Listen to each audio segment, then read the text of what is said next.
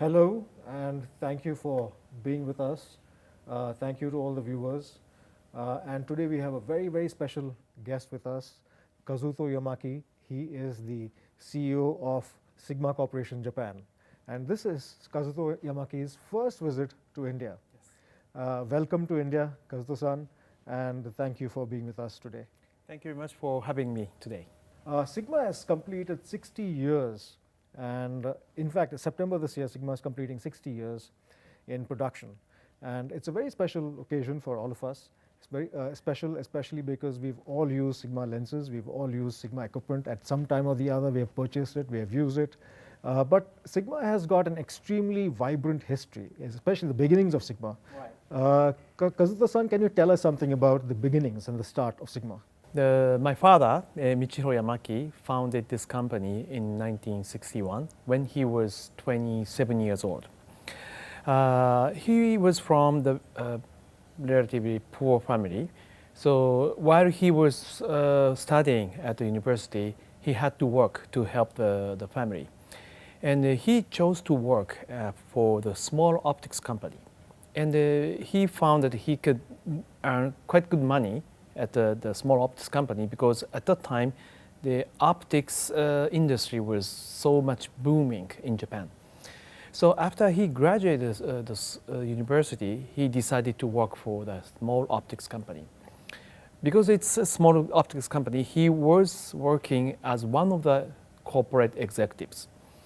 But this company bankrupt one day because company owner suddenly disappeared with company money, with girlfriend, mistress.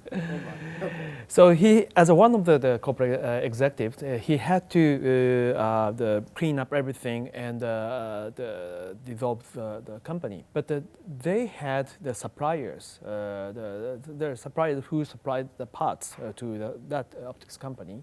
And the owners of the suppliers asked my father to start the company. So my father had no intention to become entrepreneur or to become the CEO of the company, but because of the request from the suppliers, he decided to start the company. That's the beginning of Sigma. Wow, that's quite a story. Mm-hmm. And made in Aizu is a very strong sentiment for Sigma, mm-hmm. especially because everything, even today, right from the beginning to now, everything is made in Japan and everything is made in Aizu. Mm-hmm. How did Aizu happen? Actually, the Sigma started business in Tokyo, capital of Japan. And we just started the manufacturing the lenses and some optical equipment just by assembling the parts. We relied on the suppliers. But at some point, my father decided to make the parts by ourselves. So he was looking for the right place to produce the machine the parts or polishing the glasses. And one of the employees at the time was from Aizu, which is northern part of Japan, about 250 to 300 kilometers from Tokyo. And he introduced Aizu area to my father. And in the beginning, my father visited that place just for the recruiting. He was looking for the best location for the factory, but the first motivation to visit there is to recruit the young people to work at our factory office in Tokyo. And one time, he had the party with the local entrepreneurs or business persons over there. And they had a big party and drank a lot of Japanese sake. And he was drunk. And many people, local people, advised my father to have the factory over there because so much job opportunities over there. And because he was drunk at the time, he said, yes, I will start the factory over there.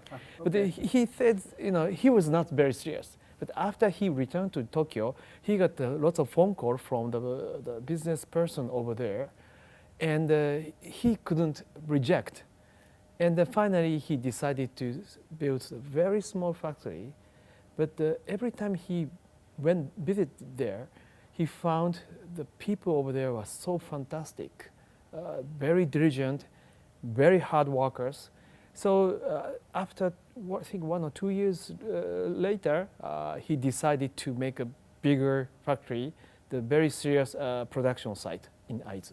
In fact, I visited the factory, and I think that it is a large factory today, and with a large space. And there is this principle that you have, that Sigma has, which is big factory, small office. Right.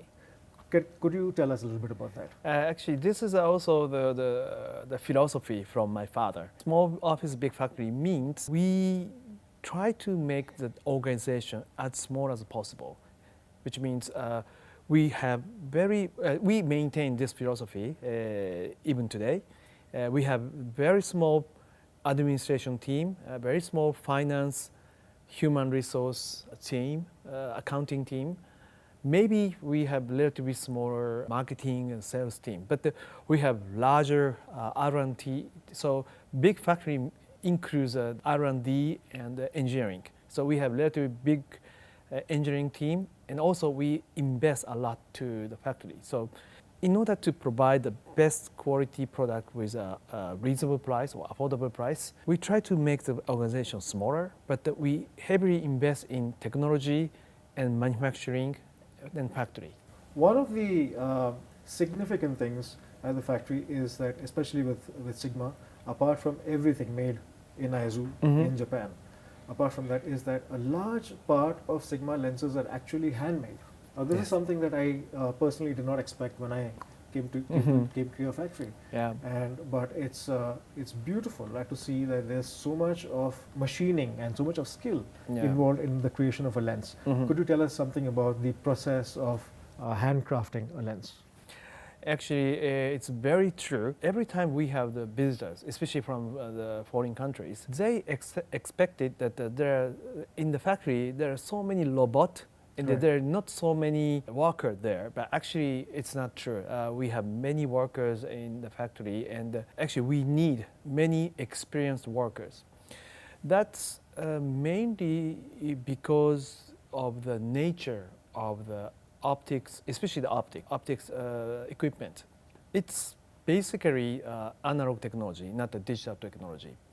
Digital technology sounds very advanced, but actually it's made by the logics. So it's easy to do the reverse engineering, easy to copy. But when it comes to analog technology, it's very hard to copy because it's a craft. Yes, and also knowledge and know-hows belongs to the experienced workers. For example, we have many machines, but each machine has some characters because we have the brand new machine, 5 years old machine, or 10 years old machine. Right. So, in fact, one of the things that I also saw in the factory was the hand polishing, which I did not really expect. Because now you expect that the machines would do all the polishing, but there was hand polishing that was actually happening of a series of lenses, which was actually quite fascinating to watch. And the gentleman apparently was very experienced in the polishing of the glass over there. And that was very, very fascinating. It was a craft, and you could make out that there's an art to that craft, and which cannot come from a machine at all. So just something that I observed at the factory at that time. Yes.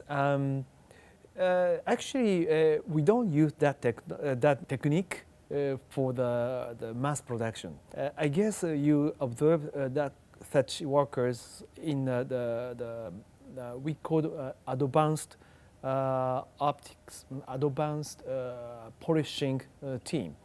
So what they do is to make a recipe to polish the new glasses. So once we develop the new lenses, someone have to make a recipe to polish the glass with the highest precision. So they try many different kinds of techniques. And during this process, they learn. He sometimes uses the hand, to make the recipe.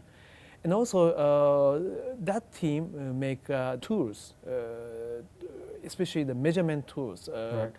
We can buy the measurement tools, but sometimes we make it by ourselves because such a high level of the measurement tools are not available in the market, so we have to make it. In this case, he make just final the polishing, finishing. He used a little bit of hand polishing, but we don't use that technology for mass production. Okay, okay. Let me go back 10 years. Yep. In 2012, when you took over as the CEO, you almost immediately, the first announcement was at Photokina. I remember that you Right. first announced the Sigma Global Vision. And it's been 10 years now since Sigma Global Vision has been announced. And now we all know that the three lines of lenses, the art series, the contemporary series, and the sports series lines of lenses meant specifically for different users of different kinds of photographers. But I had this I had this thought. How long were you developing this idea behind the Sigma Global Vision and the art, sports, and contemporary series? How long before you actually announced it? Because it almost seemed so quickly. Everything moved so quickly. Was it in the back of your mind for a very long time? Or how did the Sigma Global Vision happen? It's actually I had an idea or plan to go to the even higher end brand, or to become a company which provides even higher quality products for long time, even several years before 2012. Because during that period, I've been watching the development of the DSLR cameras. Every year, they increase the pixel count, Right. and all the optics could not resolve the higher resolution sensors. So obviously, the very serious photographers needed the higher quality optics at that time. So from the market demand side, I realized that not only Sigma, but all optics company had to release the higher quality optics. But at the same time, we already decided during this period, to stay in Japan. But the production cost or labor cost in Japan has been increasing, and that's because all other manufacturers, the major brands, started offshoring the manufacturing side, even the higher end cameras and lenses to other countries outside Japan.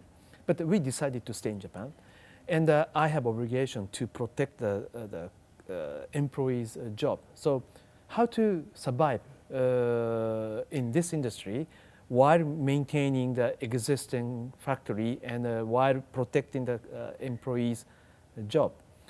So I had an already idea that Sigma had to become a premium brand which provides the best products. So I had this idea maybe nearly, not 10 years, but maybe at least 5-6 years. The more specific ideas for the art, sports, contemporary, or new design, or things like that, I started thinking about it in 2011. So it was very short period and a very busy project. It was very sad, but in 2011, I never forget, in 2011 June, my father's condition was not great, so I took him to the hospital, and he was found he had a serious cancer, the stage 4. So the doctor told my father that he only had a 6 months life.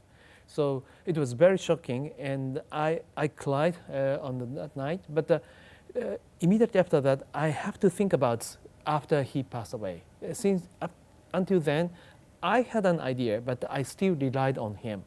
He made every kind of decision. But on that day, I had to start thinking about the Sigma after he passed away. So I started the project very quietly and secretly for the new visions. So did he know about the Sigma Global Vision before he passed away? No, he didn't. Okay. Okay. As the new CEO, and of course it's a family company, and now you have a family, and the company is also a part of your family, and now they rely on you.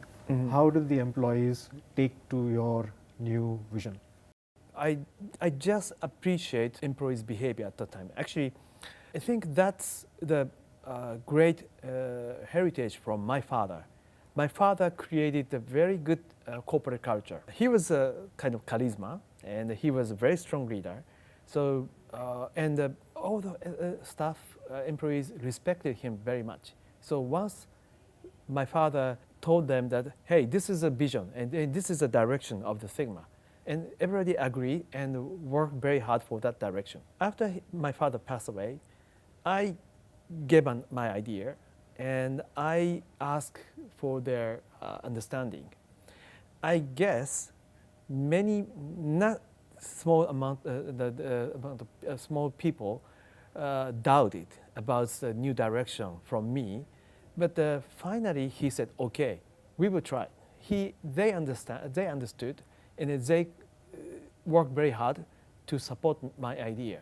So, idea is easy, but implementing the idea is much more challenging. But the engineers or marketing guys, everybody works so hard to achieve the new vision, which I just appreciate my employees. Absolutely, and I think in the last 10 years, the results are the testament. That is the truth. It shows exactly how much everyone has done at Sigma. I believe 54 lenses for still cameras and 23 Cine lenses. Now I think it's 54 and 26 or 27 Cine lenses, which has come out, which is absolutely a brilliant journey, especially in 10 years. And all of them are still present. All of them are still being sold. None of them have been phased out. They've all getting some of the best reviews have happened through our magazine, Better Photography, for all the Sigma lenses have had the highest. In fact, among all the manufacturers, Sigma has had the highest ratings with us, which is something that I actually want. This brings me to my next question. There have been certain lenses that you reintroduced. So you've had your 50 mm, and you came out with a new version of the 50 mm, and you had the 35 mm, and it's understandable, but then you came out with the 40 mm, which is not so different from the 35 mm. So what is the thought process? Is it purely the achievement of a certain standard of quality? Is that what drives you? It's also true. It looks a similar product, but every time we challenge the new products, we have the even better technology than before, and also the newer materials, glass materials are available. So with such a newer technology and the newer materials, we can make even better products. The difference may not be huge like in the past, but we have to move forward to make the even better products than before. So in order to contribute to the development of photo equipment and also photo culture, we believe we have to move forward. And also, in short, we are doing it for serious photographers, the people who support the photographic industry. But also, we do it because we have a passion. We really like photography or film, movie things. So it's a great pleasure for us to make better products for such culture. So it's our passion.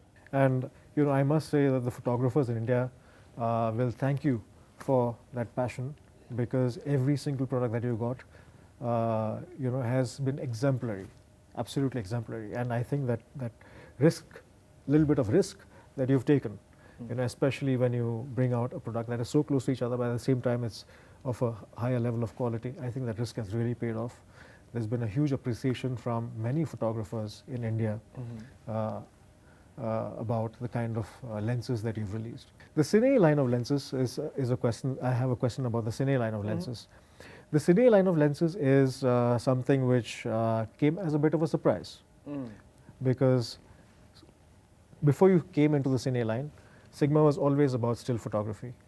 So how did you think of moving into the Cine segment? There are mainly two reasons.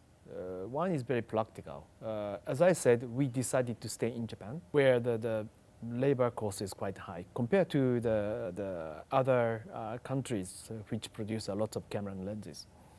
So, but at the same time, since 2012 or 2013 timeframe, the market of the camera and the lenses has been shrinking, basically, shrinking a lot.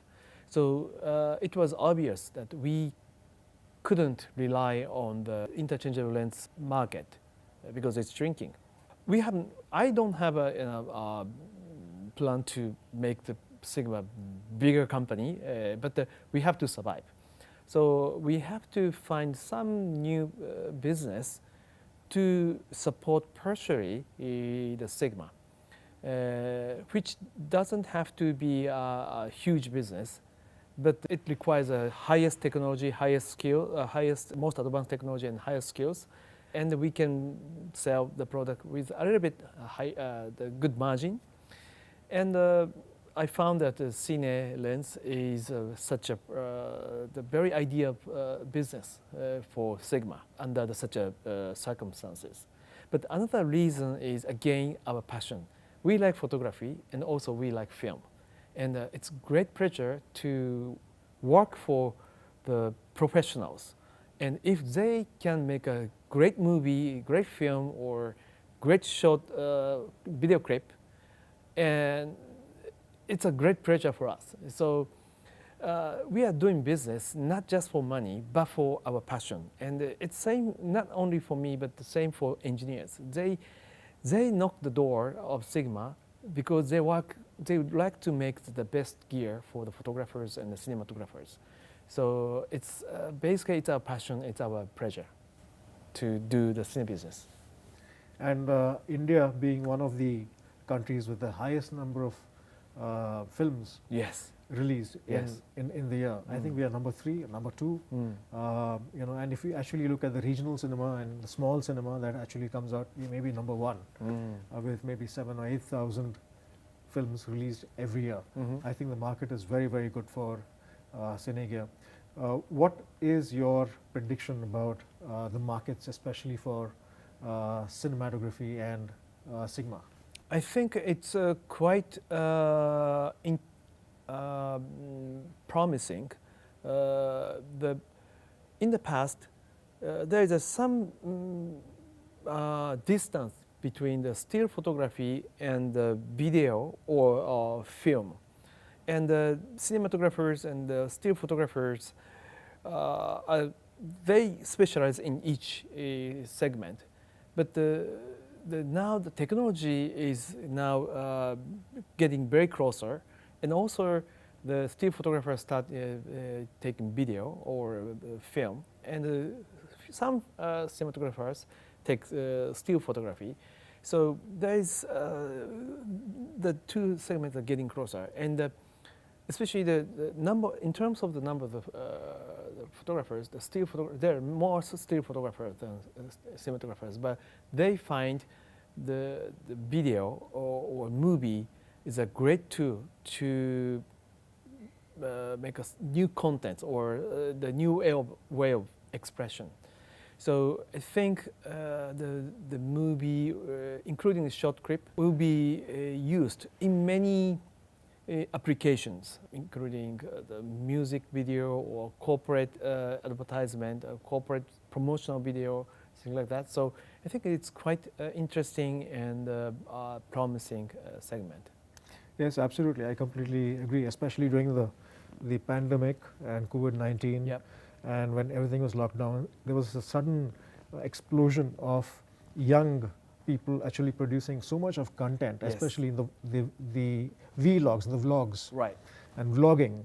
That has become such a huge thing with so many youngsters, and now they are slowly moving up. They are actually becoming very quality conscious Right. about the kind of Yes. equipment that they're using. And I think that segment, what do you think about that particular segment of young creative filmmakers? I'm very happy to see that the younger generations start making the films or taking the videos. If we don't have that generation, the future of the imaging business or industry is not bright. But as long as we have such a younger customers, we can have the very bright the vision of the industry. So they are the bright hope for the industry.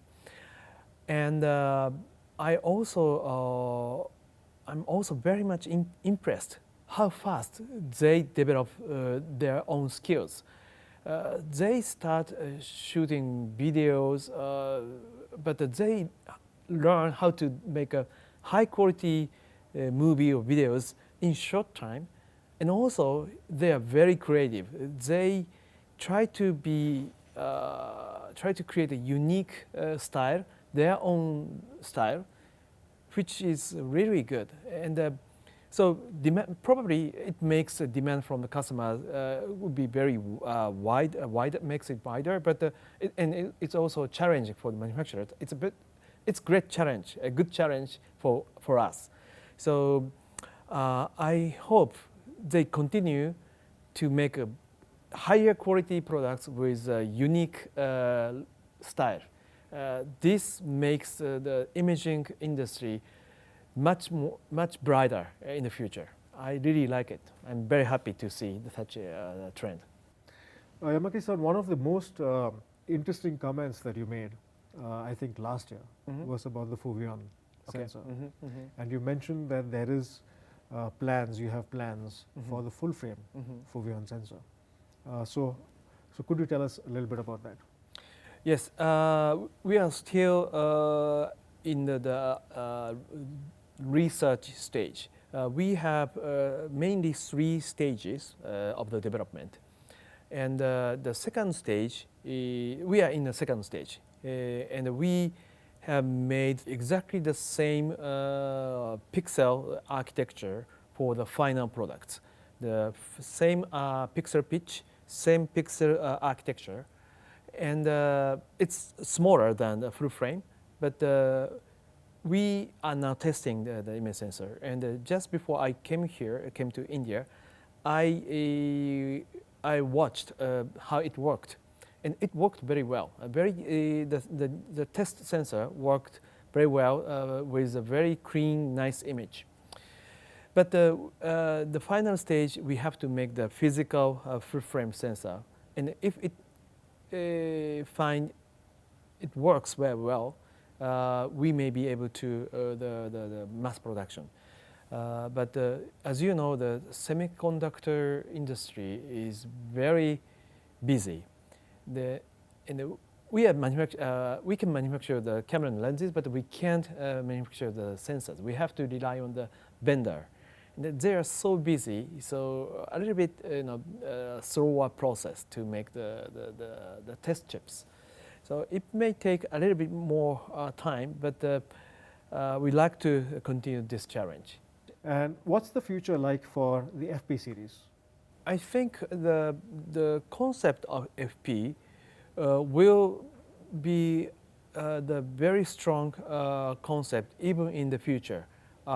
Because, as I said, technology for still photography and the video is very close to each other, or even actually the same. There is no the clear difference between the still photography and the video in terms of the technology. So having the 2 features in one body, I think in the future, I think that the many camera has a similar concept. So we'd like to continuously release the next series of FP as long as the resource is available. Is there any timeline for it? Can you disclose that? I'm sorry I can't share the product roadmap today, but we have the camera team and we have lots of engineers, and they're working very hard. So I like the Indian customers look forward to something new from Sigma. Certainly, we are looking forward to it. Yeah. Thank you so much, Yamaki-san, for being with us. And thank you for being very open with your answers. And to the audience, it's really wonderful to have Yamaki-san with us. So Yamaki-san, thank you so much. Thank you very much for having me, and thank you very much for all the support from the Indian customers. And for you, we will strive to deliver the best products for the serious photographers and the cinematographers.